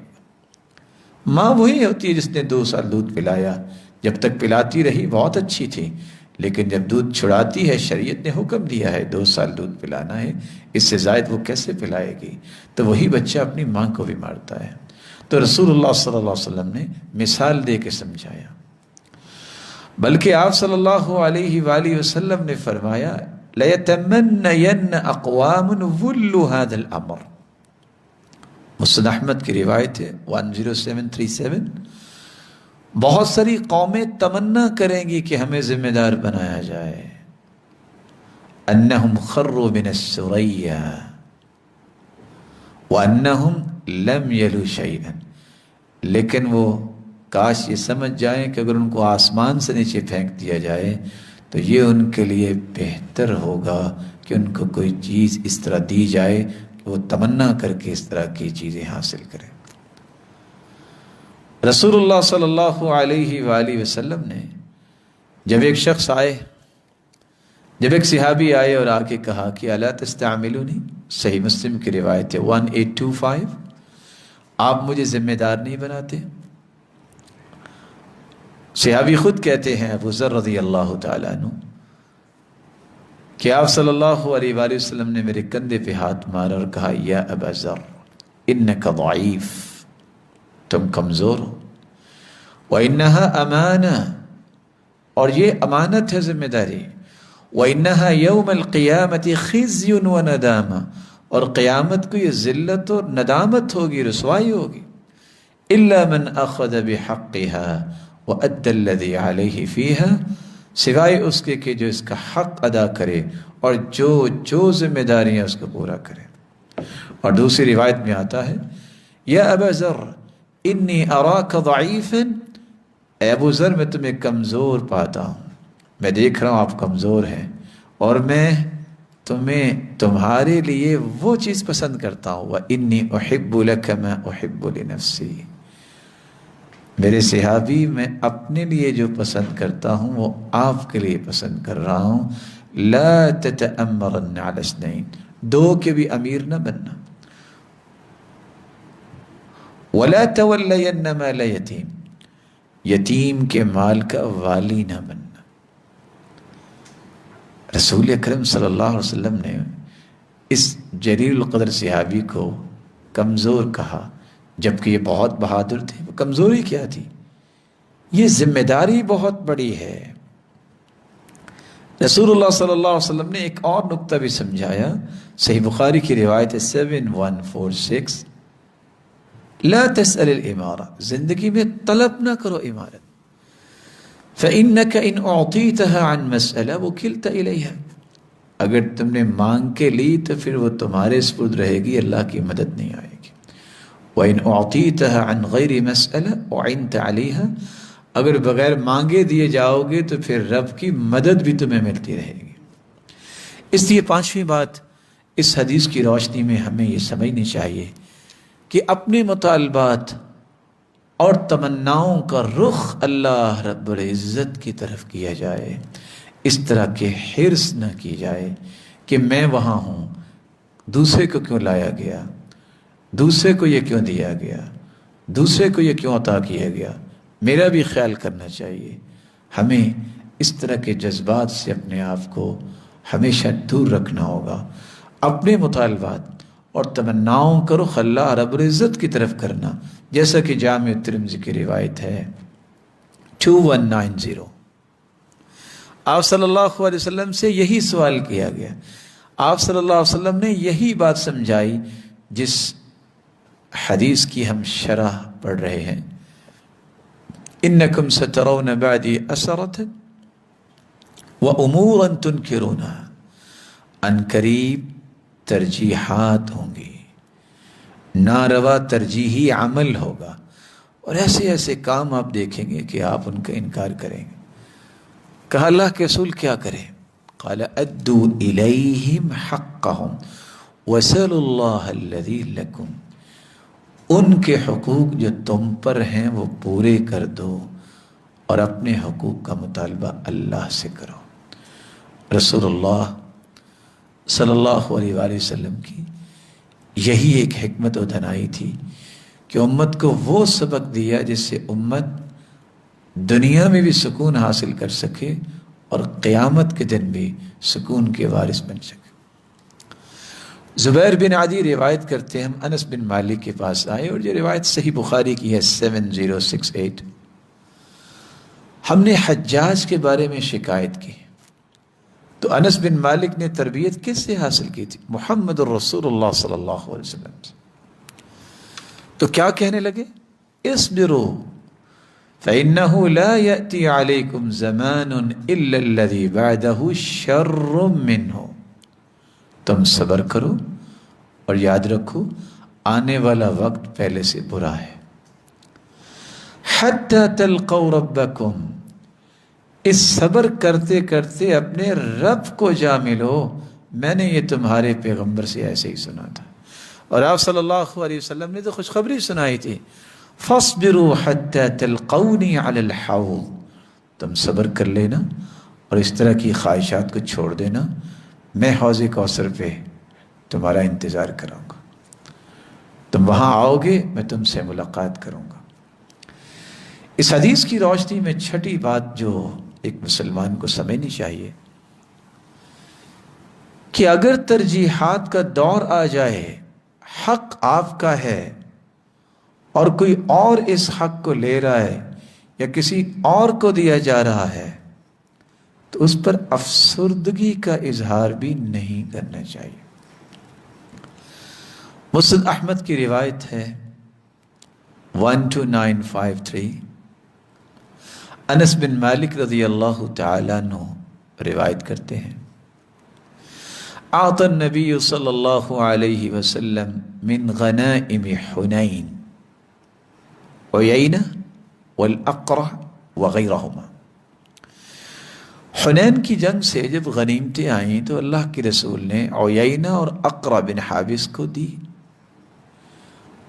فقالت الانصار، انصار کہنے لگے، ایعطیہ غنائمنا من تقطر سیوفنا من دمائهم او تقطر دماؤهم من سیوفنا.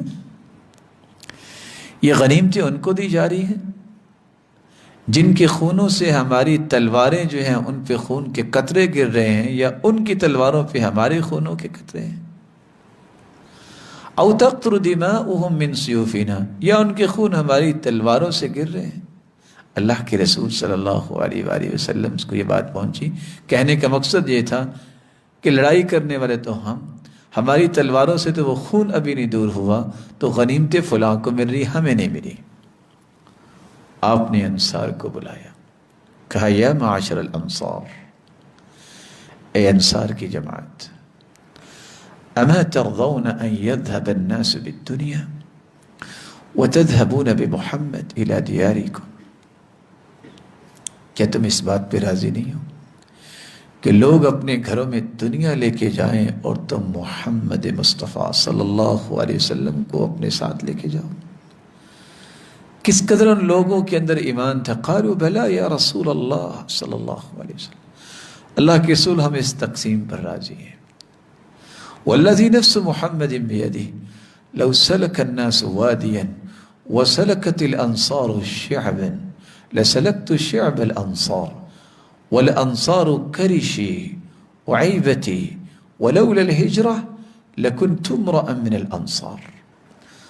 اس ذات کی قسم جس کے ہاتھ میں محمد کی جان ہے، اگر لوگ کسی وادی میں چلیں اور کسی گھاٹی میں قریش انصاری چلیں تو میں اس گھاٹی میں چلوں گا جس میں انصار کے لوگ چلیں گے. محبت کا اظہار فرمایا. اور تم ہی تو میرے قریبی ہو، تم ہی تو میرے قریبی ہو. اگر ہجرت نہ ہوتی تو میں انصاری ہوتا. تو رسول اللہ صلی اللہ علیہ وسلم کے اس فرمان سے ایک سبق ملتا ہے. کچھ لوگوں کو اس بات کی تمنا اور حرص رہتی ہے، اور حرص کرتے کرتے بہت سے لوگ دنیا چھوڑ جاتے ہیں، لیکن وہ حرص پوری نہیں ہوتی، قبر میں چلے جاتے ہیں کہ مجھے یہ ملنا چاہیے اور یہ ہونا چاہیے. اور کتنے لوگ ایسے ہیں جو یہ حرص اور تمنا رکھتے نہیں، انہیں سب کچھ مل جاتا ہے، اور سب سے بڑی بات اللہ کی رضا لے لیتے ہیں. جس طرح یہاں صحابہ کرام نے اس بات کا فیصلہ کر لیا کہ جب اللہ کے رسول ہمیں مل گئے ہیں تو ہمیں باقی چیز چاہیے ہی کچھ نہیں. تو ایک بندہ مومن کو یہ دیکھنا چاہیے جس کو اللہ کی رضا مل گئی، محمد مصطفیٰ کا ساتھ مل گیا، اور حوض کوثر پہ اس کے مبارک ہاتھوں سے وہاں حوض کوثر کا پانی پی لیا. اس سے بڑی سعادت کیا ہے؟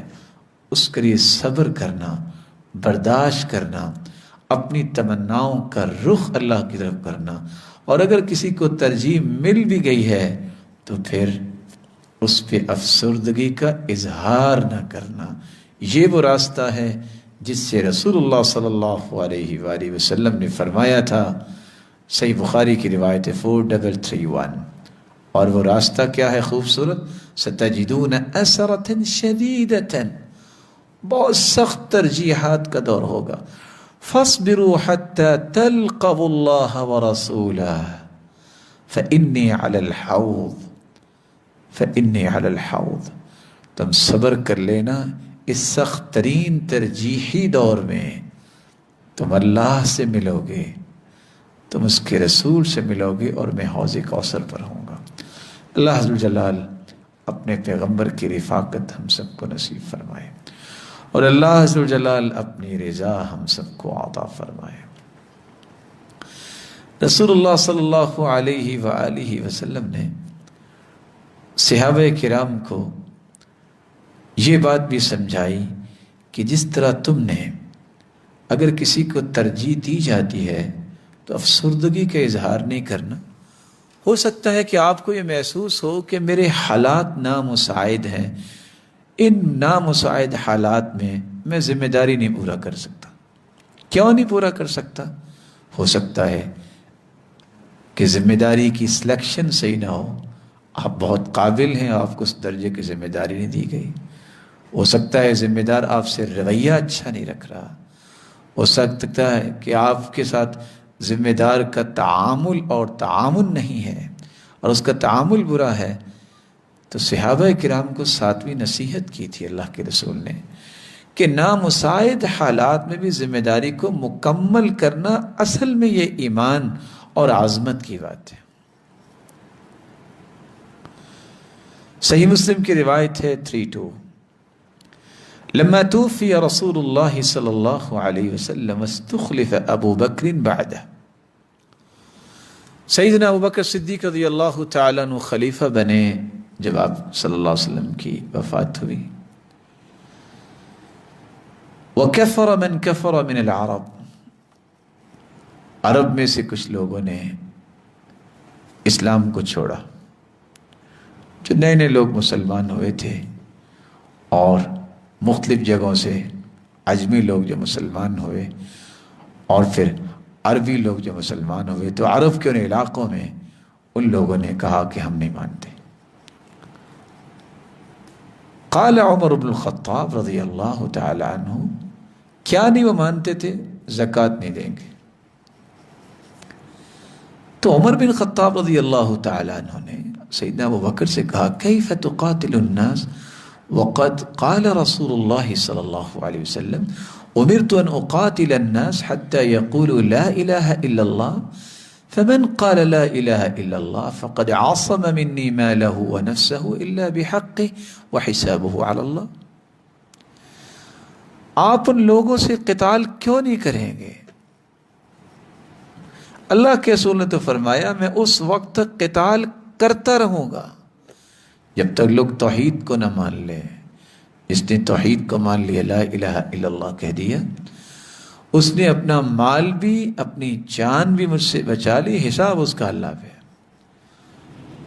تو ابو بکر صدیق رضی اللہ تعالیٰ عنہ فرماتے ہیں، واللہ لأقاتلن من فرق بین الصلاة والزکاة، اللہ کی قسم میں جو نماز اور زکوٰۃ میں فرق کرے گا میں ضرور قتال کروں گا۔ فإن الزکاة حق المال، کیونکہ زکوٰۃ یہ مال کا حق ہے۔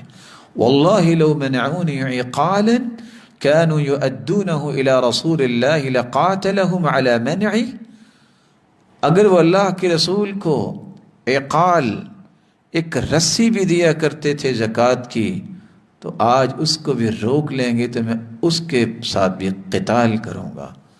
فقال عمر بن الخطاب رضی اللہ عنہ، تو عمر بن الخطاب رضی اللہ تعالیٰ عنہ فرمانے لگے، ما هو الا ان رأيت اللہ عز وجل قد شرح صدر ابی بکر للقتال فعرفت انه الحق۔ اللہ عز و جلال نے ابو بکر صدیق رضی اللہ تعالیٰ عنہ کو شرح صدر نصیب فرمایا تو میں جان گیا کہ یہ حق ہے۔ حالات کتنے بگڑے ہوئے تھے، زکوٰۃ کا انکار کر دینا یہ چھوٹی بات نہیں تھی، لیکن فرمایا نہیں، یہ نہیں ہو سکتا، جیسے بھی نامساعد حالات ہو ہم نے اپنی ذمہ داری کو پورا کرنا، اور انہوں نے ذمہ داری کو پورا کیا، اور اسی طرح کی حدیث صحیح بخاری میں موجود ہے 1456. رسول اکرم صلی اللہ علیہ وآلہ وسلم نے براء ابن عازب روایت کرتے ہیں، صحیح بخاری کی روایت ہے 3039. جعل النبی علی الرجال یوم احد وكانوا 50 رجلا عبداللہ ابن جبیر. عبداللہ بن جبیر رضی اللہ تعالیٰ عنہ کو 50 لوگوں کے دستہ دیا، قافلہ دیا، اور کہا کہ یہاں کھڑے ہو جاؤ احد کے دن، اور ساتھ فرمایا ان رأیتمونا تخطفون الطیر فلا تبرحوا مکانکم هذا حتی ارسل الیکم. اگر ہمارے جسموں کو پرندے نوچنے بھی لگ جائیں، اچکنے لگ جائیں، تو ہم نے یہ جگہ نہیں چھوڑنی جب تک میں آپ کی طرف پیغام نہیں بھیجتا. وَإِن رَأَيْتُمُونَ حَزَمْنَ الْقَوْمِ وَأَوْطَانَهُمْ فَلَا تَبْرَحُوا حَتَّى أُرْسِلَ إِلَيْكُمْ. اور اگر تم دیکھو کہ ہم نے قوم کو شکست دے دی ہے، تم نے پھر بھی یہ جگہ نہیں چھوڑنی جب تک میں پیغام نہ بھیجوں. فَهَزَمُوهُمْ، اللہ عز و جلال نے اپنے پیغمبر کو فتح دی اور ان کو شکست دے دی. قال فأنا والله رأيت النساء يشتددن قد بدت خلاخلهن وأسوقهن رافعات ثيابهن. جب دیکھا کہ حالت یہ ہے جنگ کی اور مسلمانوں کو فتح ہو گئی ہے اور ان کے خلخال عورتوں کے نظر آ رہے ہیں، ان کو لے کے جا رہے ہیں، میں ان کو لے کے جا رہا ہوں، تو عبداللہ ابن جبیر رضی اللہ تعالی عنہ کے ساتھیوں نے کہا الغنیمہ ای قوم الغنیمہ، اب تو اللہ نے فتح دے دی ہے، چلو آؤ. ظہر اصحابکم، تمہارے ساتھیوں کو اللہ نے فتح دے دی ہے، چلو آؤ ہم بھی ان کے ساتھ مل کے غنیمت جمع کرتے ہیں. فما ننتظر فما تنتظرون، اب کس کا انتظار کر رہے ہو؟ لیکن عبداللہ ابن جبیر رضی اللہ تعالی عنہ کیا کہتے ہیں؟ انسیتم ما قال لکم رسول اللہ، بھول گئے ہو اللہ کے رسول نے آپ کو کیا کہا تھا؟ قالوا واللہ لنأتین الناس فلنصیبن من الغنیمہ، اللہ کی قسم ہم تو جائیں گے، فتح ہو چکی ہے. صحابی شہید تو ہو گئے ہیں، حالات جیسے بھی بنے، لیکن وہاں سے جگہ نہیں چھوڑی. تو حالات جیسے بھی ہوں، انسان کو کبھی بھی اپنی ذمہ داری کو چھوڑنا نہیں چاہیے، اور یہ کوئی عیب کی بات نہیں ہے. رسول اللہ صلی اللہ علیہ وسلم نے یہ 8ویں بات سمجھائی کہ اگر ایک قابل انسان ہے تو وہ غیر قابل انسان کی بات مان سکتا ہے، اس کا اپنے سے نچلے درجے کے انسان کے پیچھے چلنا جائز ہے، کوئی حرج نہیں ہے. رسول اللہ صلی اللہ علیہ وآلہ وسلم نے اپنے صحابہ کو یہ اصول کیسے سمجھایا؟ رسول اللہ صلی اللہ علیہ وآلہ وسلم جب اللہ تعالیٰ نے ان کو فتح دی بدر کے مقام پہ، سیدنا عمر رضی اللہ تعالیٰ عنہ اس روایت کو بیان کرتے ہیں، یہ مسعود احمد کی روایت ہے. جب فتح دی 70 ان کے مارے گئے مشرکین کے، اور 70 ہاتھ لگے. آپ صلی اللہ علیہ وآلہ وسلم جب اس لڑائی کے لیے تیار تھے تو آپ دعا کر رہے تھے، اللہم اینما وعدتنی، اللہ تو نے مجھ سے وعدہ کیا تھا، اللہم انجز ما وعدتنی، اللہ میرے وعدے کا پورا فرما دے. اللہم ان تہلک هذه العصابہ من اہل الاسلام فلا تعبد فی الارض ابدا، اللہ یہ چند گنتی کے لوگ اگر تو نے ان کو بھی ہلاک کر دیا جو اہل اسلام ہیں، تو زمین میں تیری عبادت کون کرے گا؟ فما زال يستغيث ربه ويدعو حتى سقط رداؤه، فما زال يستغيث ربه ويدعوه حتى سقط رداؤه، اللہ کے ساتھ دعائیں کرتے رہے یہاں تک کہ آپ کے کندھے مبارک سے چادر نیچے گر گئی. سیدنا ابوبکر صدیق چادر کو اٹھاتے ہیں، دوبارہ رکھتے ہیں آپ کے مبارک کندھوں پر، پھر اللہ کے رسول صلی اللہ علیہ وسلم سے کہتے ہیں یا نبی اللہ کذاک مناشدتک ربک فإنہ سینجز لک ما وعدک، آپ جس طرح دعا کر رہے ہیں اللہ آپ کے وعدے کو پورا کرے گا۔ جب اللہ تعالیٰ نے فتح دے دی، اب مشورہ ہوا، سیدنا ابوبکر صدیق رضی اللہ تعالیٰ عنہ سے مشورہ ہوا تو انہوں نے فرمایا ہؤلاء بنو العم والعشیرہ، یہ ہیں تو رشتہ داری، آپ ایسا کریں ان کو فدیہ لے کے چھوڑیں، فدیہ جو دیں گے وہ ہماری قوت کا باعث بنے گا اور ان کو بھی اللہ ہدایت دے گا، اور یہ پڑھنا لکھنا سکھا دیں۔ سیدنا عمر رضی اللہ تعالیٰ عنہ ان سے مشورہ کیا، کہا میرا وہ مشورہ نہیں ہے جو سیدنا ابوبکر صدیق رضی اللہ تعالیٰ عنہ کا مشورہ ہے، آپ کا کیا مشورہ ہے؟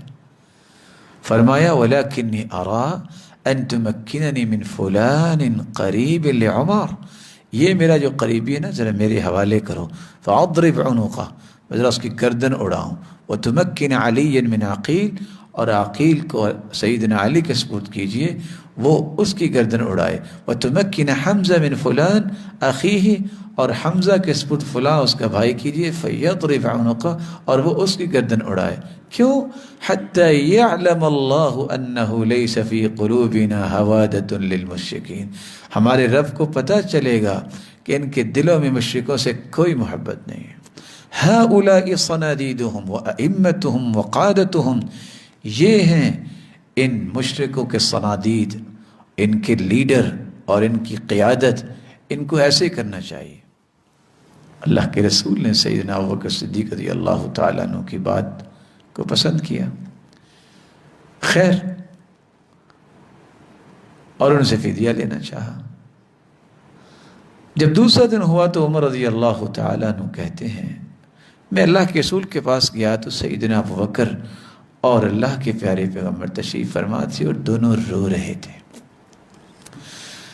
میں نے سوال کیا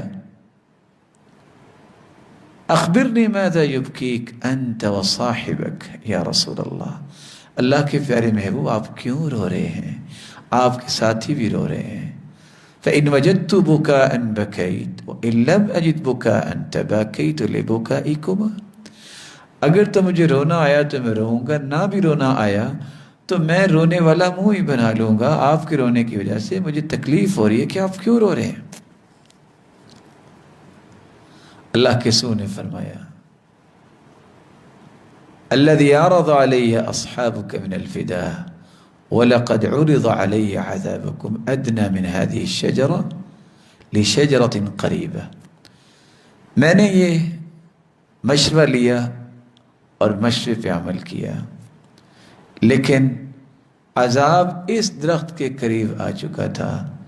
اللہ نے یہ قرآن کی آیت اتار دی مَا كَانَ لِنَبِيٍّ أَن يَكُونَ لَهُ أَسْرَى حَتَّى يُسْخِنَ فِي الْأَرْضِ تُرِيدُونَ عَرَضَ الدُّنْيَا، کسی نبی کے لیے جائز نہیں ہے کہ وہ مَا كَانَ لِنَبِيٍّ أَن يَكُونَ لَهُ أَسْرَى حَتَّى يُسْخِنَ فِي الْأَرْضِ، نبی کہ یہ لائق نہیں ہے کہ وہ اس کے پاس اس طرح قیدی آئیں اس وقت تک جب تک ان کا خون نہیں بہا دیتا، اس وقت تک یہ کام درست نہیں ہوگا۔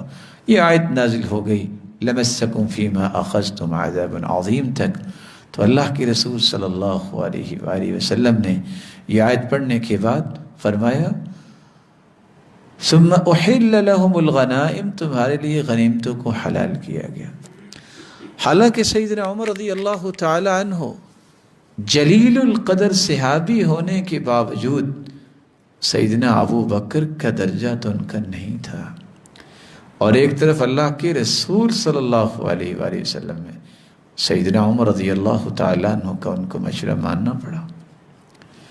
رسول اللہ صلی اللہ علیہ وآلہ وسلم نے اس مشورے کو ماننے سے کوئی انکار نہیں کیا، پھر کیونکہ وحی بھی آ گئی، اور جب پڑاؤ ڈالا تھا کہ یہاں بیٹھ کے ہم لڑائی کریں گے سیدنا ابو بکر عمر اور جلیل القدر صحابہ موجود تھے۔ حباب بن منذر رضی اللہ تعالیٰ نے ایک مشورہ دیا، وہ بھی جلیل القدر صحابی تھے لیکن ان کا درجہ وہ تو نہیں تھا جو ابو بکر و عمر کا تھا۔ کہا سید المرسلین میری ایک گزارش ہے، آپ نے یہاں کنواں ہے، چشمہ ہے، اس کو سامنے رکھا اور پڑاؤ یہاں ڈالا ہے، امنزل انزلکہ اللہ او الرأی او الحرب والمکیدہ، یہ وحی کے مطابق آپ نے یہاں پڑاؤ ڈالا ہے یا کوئی جنگی چال ہے، کوئی تجربہ ہے یا آپ کی رائے ہے؟ آپ نے فرمایا میری رائے ہے۔ کہا میری رائے یہ ہے کہ آپ چشمے سے آگے بیٹھیں، کیونکہ دشمن جب آئے گا تو چشمہ ہمارے پیچھے ہوگا، تو اگر ہمیں ضرورت پڑی تو پانی استعمال کر سکیں گے۔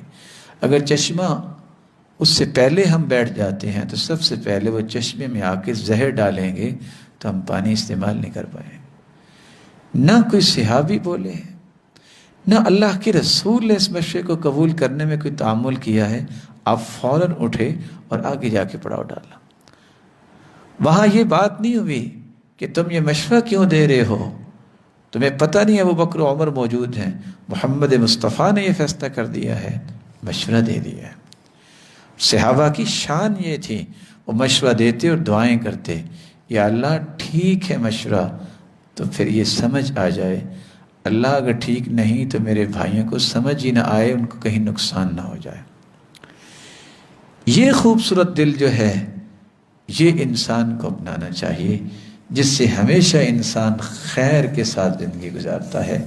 رسول اکرم صلی اللہ علیہ وآلہ وسلم نے صحابہ کرام کے مشوروں کو تسلیم کیا، بلکہ کچھ لوگوں کا تو یہ کہنا ہے آج کہ عورتوں کی تو بات ہی کیا ہے، عورتوں سے تو مشورہ کرنا ہی نہیں چاہیے، ان کے مشورے تو ٹھیک نہیں ہوتے۔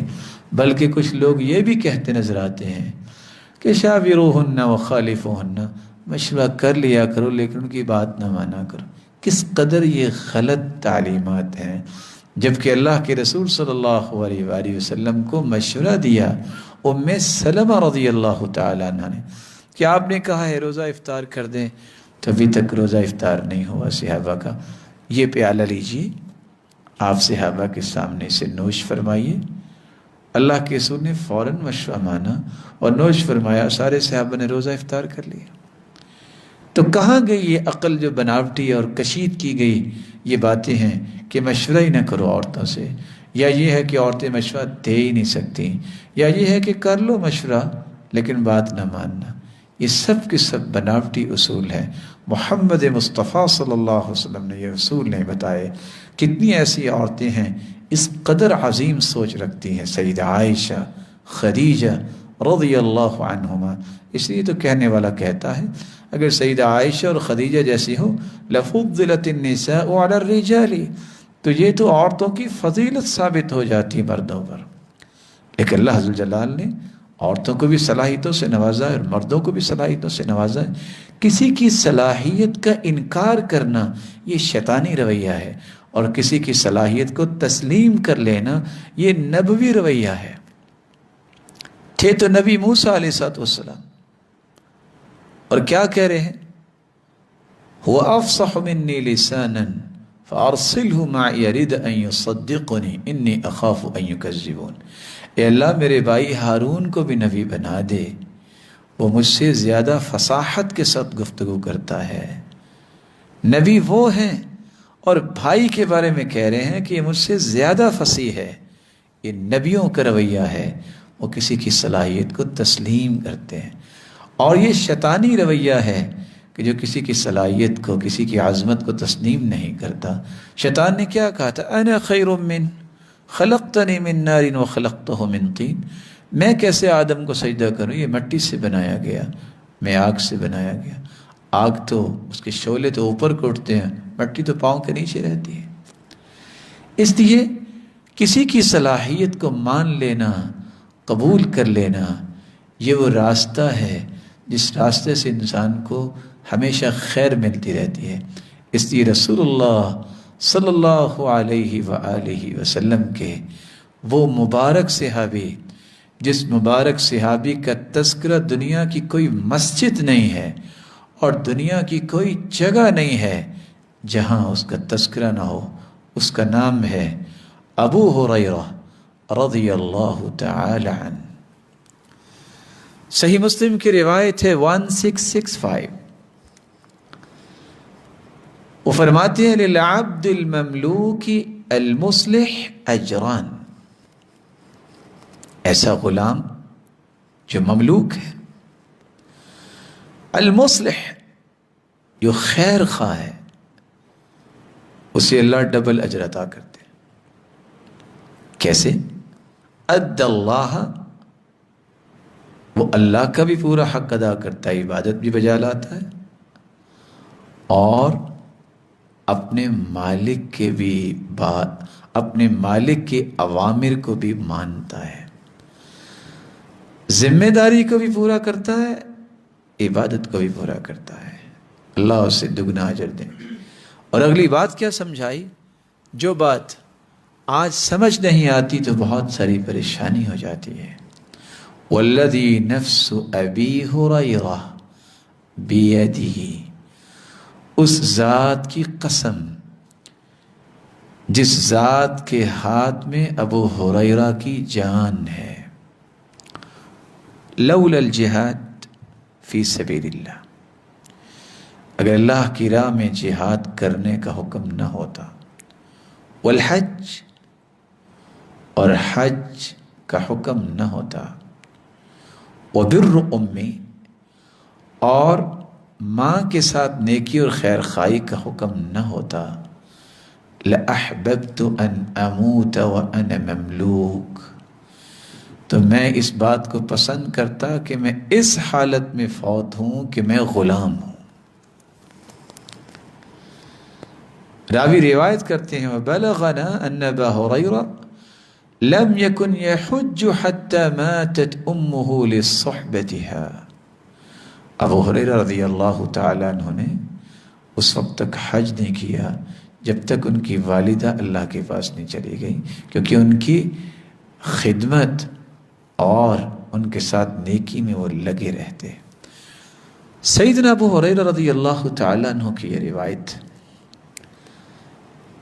اور ان کی شخصیت ہمیں 4 سبق دیتی ہے جو دنیا کے ہر اس فرد کے لیے ہے جو دنیا میں کوئی کام کرنا چاہتا ہے۔ اور وہ 4 سبق ان کی شخصیت میں کیا ہے؟ سب سے پہلا سبق، سیدنا ابو ہریرہ رضی اللہ تعالیٰ عنہ سے کسی نے پوچھا کہ باقی لوگ بھی ہیں، آپ کو اتنی زیادہ حدیثیں یاد کیسے ہو گئی؟ تو انہوں نے کہا تھا انی لأجزی اللیل 3 اجزاء، میں رات کو 3 حصوں میں تقسیم کرتا ہوں۔ ثلث انام، رات کا پہلا حصہ سو جاتا ہوں، وثلث اقوم، اور رات کا دوسرا حصہ جو ہے وہ میں اللہ کے سامنے کھڑا ہو کے تہجد پڑھتا ہوں، وثلث اتذکر احادیث رسول اللہ صلی اللہ علیہ وسلم، اور تیسرا حصہ جو رات کا ہے میں بیٹھ کے اللہ کے رسول کی باتوں کو یاد کرتا ہوں۔ یہ جو چیز ہے ہر اس بندے کے لیے ہے جو دنیا میں کام کرنا چاہتا ہے، جب تک اس کا اللہ سے تعلق مضبوط نہیں ہوگا، جب تک وہ اللہ کے رسول کے فرامین سے محبت نہیں کرے گا، دنیا میں کوئی خاطر خواہ کام نہیں کر سکے گا۔ کسی نے پوچھا تھا اے ابو ہریرہ آپ کو اتنی فضیلت کیسے ملی؟ تو انہوں نے جو سبق دیا وہ بھی ہر ایک کے لیے ہے، یہ اللہ کا فضل ہے، یہ اس کی عنایت ہے، اور پھر اس کے بعد اللہ کے رسول صلی اللہ علیہ وسلم کی دعا ہے، اس دعا کو اللہ نے قبول کیا اور مجھے یہ سب کچھ اللہ نے عطا کر دیا، اور میری والدہ کی دعائیں ہیں۔ آج معمولی سا علم، قابلیت اور کوئی عہدہ، کوئی مقام، کوئی بلندی مل جائے نہ رب یاد رہتا ہے، نہ اللہ کے رسول کے فرامین یاد رہتے ہیں، نہ وہ نعمت یاد رہتی ہے جس کو والدین کہتے ہیں کہ ان کی دعاؤں کی وجہ سے، نہ وہ اساتذہ یاد رہتے ہیں جنہوں نے اپنی زندگیوں کے اندر اس طرح محنتیں کی کہ اپنے سر کے بالوں کو سفید کر لیا، نہ ان کی عظمتیں یاد رہتی ہیں۔ کہتا ہے میں اس طرح کر رہا ہوں۔ جس نے دنیا میں کام کرنا ہے اسے یہ اعتراف کرنا ہوگا یہ سارا فضل میرے رب کا ہے، اس کو یہ اعتراف کرنا ہوگا یہ اللہ کی توفیق سے ہوا ہے، اور والدین کی دعاؤں سے اور اساتذہ کی محنتوں اور دعاؤں سے ہوا ہے۔ انسان ایسے نہیں بنتا۔ صناعت الاجیال، صناعت الرجال، یہ ذمہ داری اللہ تعالیٰ نے دی ہے تو پیغمبروں کو دی، قوم بنانا، اس کی میکنگ کرنا، رجال، ابطال، بہادر لیڈرز تیار کرنا، یہ اساتذہ کا کام ہوتا ہے۔ آج یہ بات صحابہ نے تو سمجھی، تابعین اور تبع تابعین نے تو سمجھی، لیکن چونکہ کمزوری فکر کی اتنی ہے کہ آج ہٹلر کی بات تو لوگ پیش کر دیتے ہیں۔ جب اسے کہا گیا تھا کہ بہت قیمتی لوگ جو ہے وہ دنیا سے جا رہے ہیں، کہا قیمتی لوگ دنیا سے جا رہے ہیں، جلدی سے اس قوم کے جو اساتذہ ہیں ان کو کسی غار میں چھپا دو، سارے کے سارے بھی مر جائیں گے تو کل کو یہ دوبارہ تیار کر دیں گے۔ لیکن آج کسی قوم کو یہ یاد نہیں آ رہا کہ دنیا کے اندر مقام و مرتبہ ان علماء کا، ان مربیین کا، ان مزکی افراد کا جو تربیت دے کے اس قابل بناتی ہے لوگوں کو کہ لوگوں کو صحیح راستہ دکھانے والے بنے۔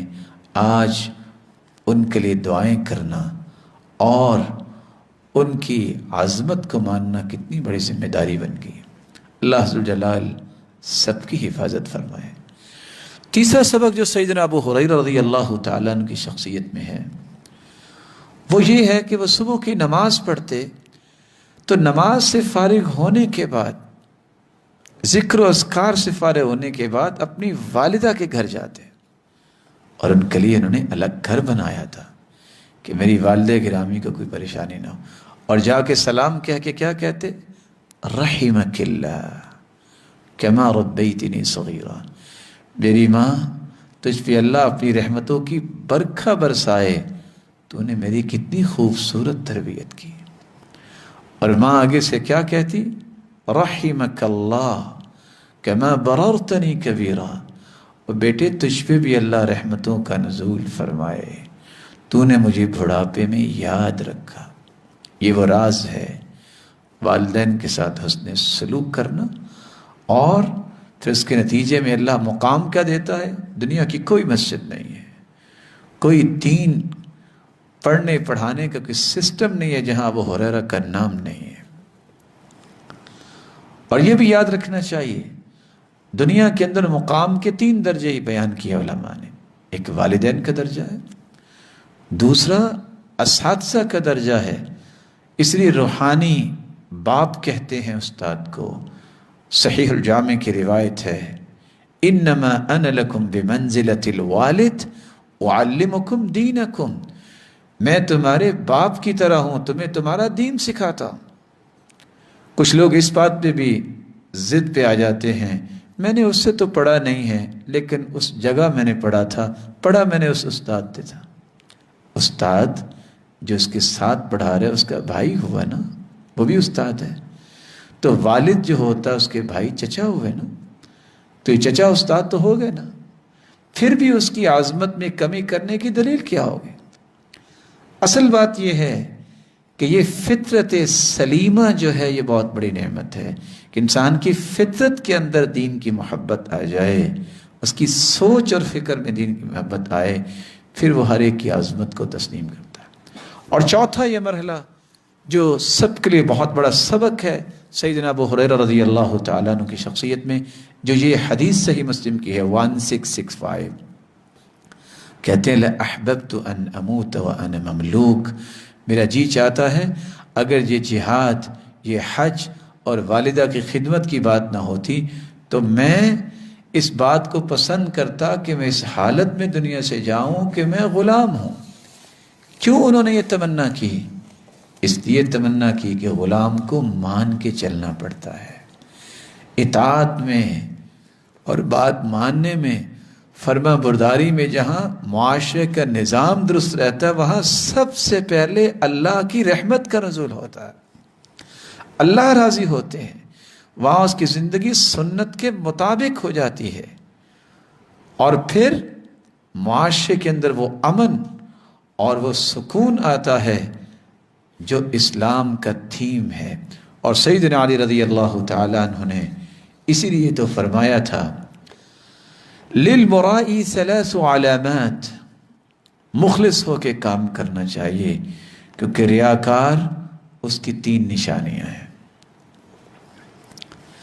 یکسل اذا کان وحدہ وینشط اذا کان فی الناس، مخلص کی خلوت اور جلوت ایک ہوتی ہے، لوگوں کے سامنے جیسا ہے ویسے وہ اکیلا ہے، اور جن کو اللہ نے کمال دیا ہوتا ہے بلکہ اکیلے وہ زیادہ عبادت کرتے ہیں اور زیادہ اللہ تعالیٰ سے ہم کلام ہونے کی خواہش اور تمنا کرتے ہیں، ان کی خلوتیں ان کی جلوتوں سے خوبصورت ہوتی ہیں۔ اس لیے تو دعا کرنی چاہیے، اللہم اجعل سریرتی خیر من علانیتی، اللہ میرے باطن کو میرے ظاہر سے اچھا بنا دے۔ ریاکار کی یہ کیفیت نہیں ہوتی، وہ اکیلا ہو سست ہوتا ہے، لوگوں کے سامنے ہو بڑا اچھل ابل کے کام کرے گا۔ وَيَزِيدُ فِي الْعَمَلِ إِذَا أُثْنِيَ عَلَيْهِ وَيَنْقُصْ إِذَا ذُمَّ، اس طرح وہ کام کرتا ہے جب اس کی تعریف ہوتی ہے کہ اس جیسا کوئی کام نہیں کرتا، اور جب اس کی مذمت کی جائے تو پھر وہ کام نہیں کرتا۔ یہ ریاکار کی نشانی ہے۔